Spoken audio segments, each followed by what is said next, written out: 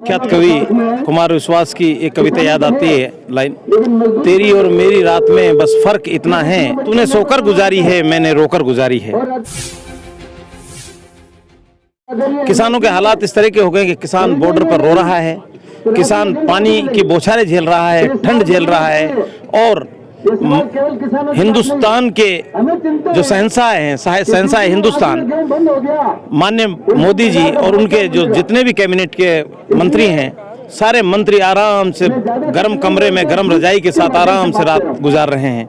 इसी किसान ने इनको इस सिंहासन पर पहुंचाने का काम किया है और मैं दावे के साथ कह सकता हूं कि पूरे हिंदुस्तान का किसान जाग उठा है और इनको ये परिणाम इसका भुगतना पड़ेगा। पंजाब और हरियाणा का किसान दिल्ली के बॉर्डर तक पहुंच गया था, परंतु पूरा हिंदुस्तान का किसान जहां भी आता है, जहां पर इनकी सूबाई हुकूमत जहां पर है, चाहे वो मध्य प्रदेश हो, चाहे वो गुजरात हो, चाहे हरियाणा हो, चाहे उत्तर प्रदेश हो, जहां पर इनकी सूबाई हुकूमत जहां पर है बीजेपी की, हर जगह पर किसानों को इस तरह से बॉर्डर से रोका हुआ है। ये अत्याचार है, अन्याय है, किसान इसके लिए लड़ेगा।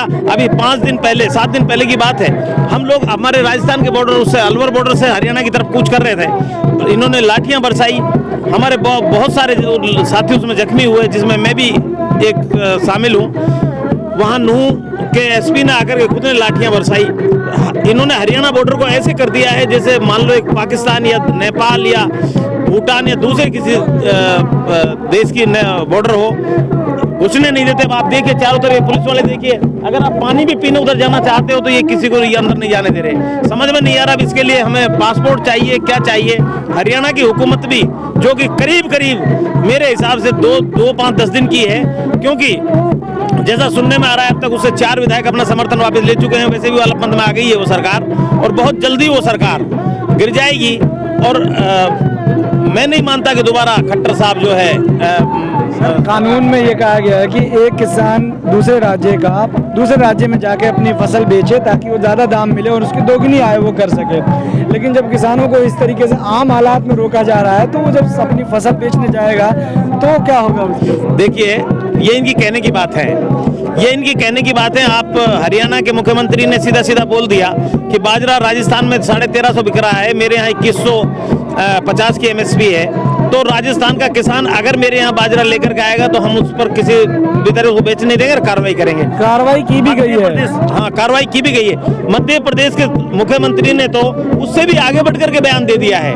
उन्होंने तो ये कहा है कि अगर मेरे स्टेट में कोई भी दूसरा स्टेट का किसान अगर फसल बेचता है तो उसका ट्रक जब्त कर लिया जाएगा, साथ उसकी फसल जब्त कर ली जाएगी और उसके खिलाफ मुकदमा भी दर्ज कर लिया जाएगा। तो वो दोनों मुख्यमंत्री क्या भारतीय जनता पार्टी के नहीं है?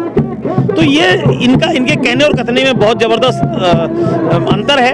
दूसरा मैं और बताना चाहता हूं कि ये इनके दिमाग से नहीं चल रहे। ये अडानी और अंबानी ने ड्राफ्ट तय किया है, इस काले कानून को अडानी और अंबानी ने बनाया है और इन्होंने तो सिर्फ उस पर कैबिनेट की मोहर लगाई है। इनसे पूछना चाहिए, इनसे हम भी पूछना चाहते हैं कि जब कोरोना काल में वैश्विक महामारी जो त्राहिमाम की हुई है, लोग अपनी जान बचा रहे हैं, सरकारें एक तरफ तो रोज ये कहते हैं कि साहब इससे सुरक्षित रहें, बचें, ये बहुत जबरदस्त बीमारी है। उसके बाद इनको क्या जरूरत पड़ी थी कि जून के महीने में अर्जेंट सेशन बुला करके बिना बहस के इन तीनों बिलों को पास किया। ये इन्होंने एक सहारा ढूंढा था और सहारा ढूंढ करके, क्योंकि विपक्ष को इन्होंने अंदर नहीं आने दिया और जो बहुत जल्दी से बिलों को पास करके और किसान का गला घोटने का काम किया है। इसके लिए इनको आज नहीं तो कल सजा मिलेगी। मैं दावे के साथ इस बात को कह सकता हूं, पूरा किसान हिंदुस्तान का पूरा किसान खड़ा हुआ है और हम भी पूरी तरह से, राजस्थान का किसान भी, हरियाणा पंजाब उनके साथ हैं। और ये इस चीज को भूल जाएं कि ये सिर्फ हरियाणा पंजाब के किसानों की लड़ाई है, ये पूरे देश के किसानों की लड़ाई है। ये मैं कहना चाहता हूँ। बहुत शुक्रिया। तो आप देख सकते हैं कि यहाँ पर पीछे जिस तरीके से किसान पूरी गीत गा करके अपने जोश और का परिचय दे रहे हैं और एक तरीके से हौसला बढ़ा रहे हैं आपस में किसान एक दूसरे का। यहाँ पर ये देखा जा सकता है कि बैरिकेडिंग के बाद में किसानों का जो हुजूम है, जो किसानों की भीड़ है, वो यहाँ हरियाणा बॉर्डर पर रुकी हुई है। लेकिन ये देखना होगा कि कब वो आगे बढ़ते हैं और कब उनको आगे बढ़ने दिया जाएगा।